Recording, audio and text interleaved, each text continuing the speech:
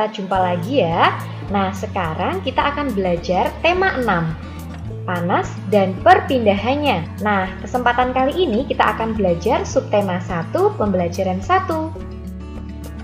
Yang pertama, tentang suhu dan kalor.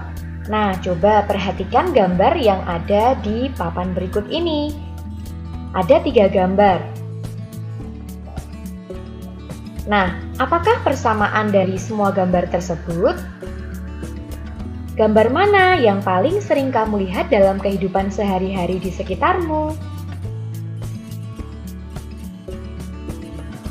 Nah, semua gambar tadi itu berhubungan dengan kalor atau energi panas. Tahukah kamu sumber energi panas apa saja yang ada pada gambar tersebut? Ya, ada api dan matahari. Bagaimana dengan tubuh manusia? Apakah tubuh manusia mengeluarkan energi panas juga? Bagaimanakah cara mengukur energi panas? Oke, kita akan mempelajarinya ya. Nah, yang pertama kita akan mengidentifikasi sumber energi panas pada benda-benda di sekitar. Coba diperhatikan gambar berikut ini.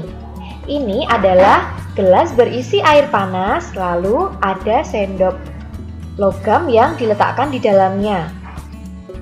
Kita akan dapat merasakan panas karena terjadi perpindahan panas atau kalor. Jadi, jika kita letakkan sendoknya dengan cukup lama, maka kalau kita pegang ujung atasnya, kadang kita akan bisa merasakan panas tersebut. Jadi, panas tersebut berpindah. Nah, panas dapat berpindah melalui benda-benda logam. Sumber energi panas yang digunakan dalam aktivitas gambar adalah air panas. Nah, manakah yang merupakan sumber panas pada kegiatan berikut ini? Coba kita perhatikan gambar ini.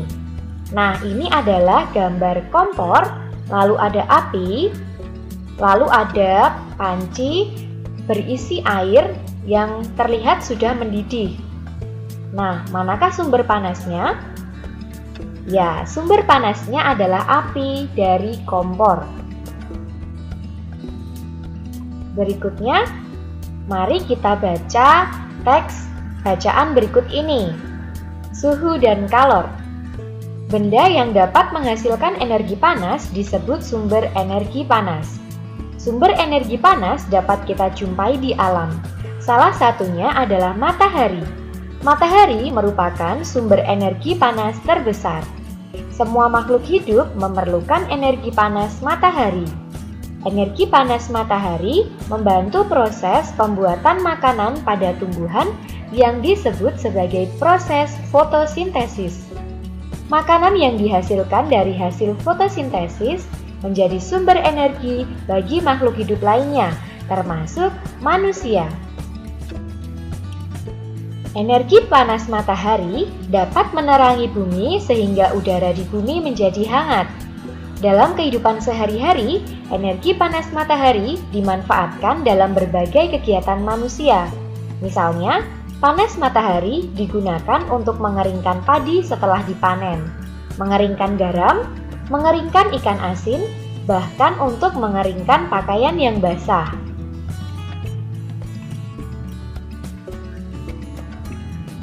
Coba kamu gosokkan kedua tanganmu selama 1 menit. Apa yang kamu rasakan? Sekarang ambillah sebuah mistar plastik, kemudian gosok-gosokkanlah pada kain yang kering selama 2 menit. Lalu, sentuhlah permukaan mistar plastik itu. Apa yang kamu rasakan? Setelah kamu melakukan 2 kegiatan tersebut, apakah kamu merasakan panas?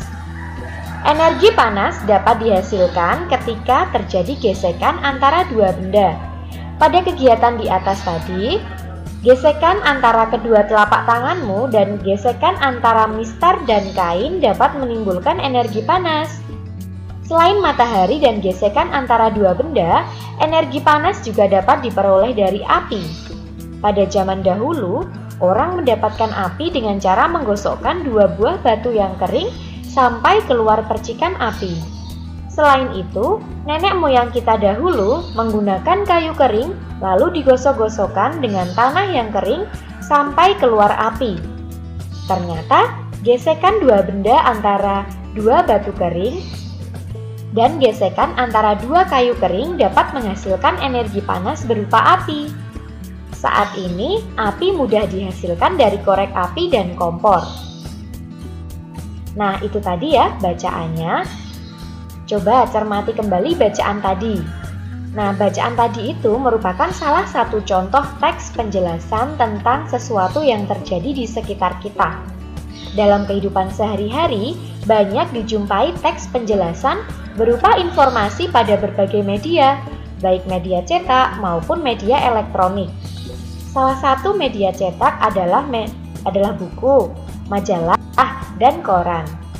Teks bacaan tadi merupakan contoh teks eksplanasi. Nah, apa itu teks eksplanasi? Oke, kita akan mempelajarinya ya. Nah, teks eksplanasi merupakan teks yang berisi penjelasan tentang berbagai peristiwa yang terjadi di sekitar kita. Teks eksplanasi disajikan harus sesuai fakta.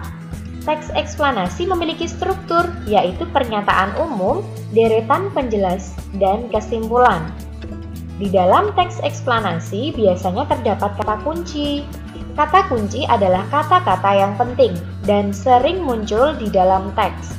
Kata kunci biasanya terdapat dalam judul dan isi teks.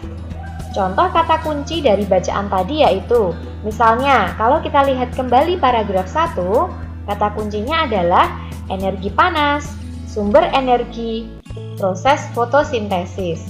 Nah, jadi itu ya, kamu juga bisa berlatih mencari kata kunci untuk paragraf berikutnya.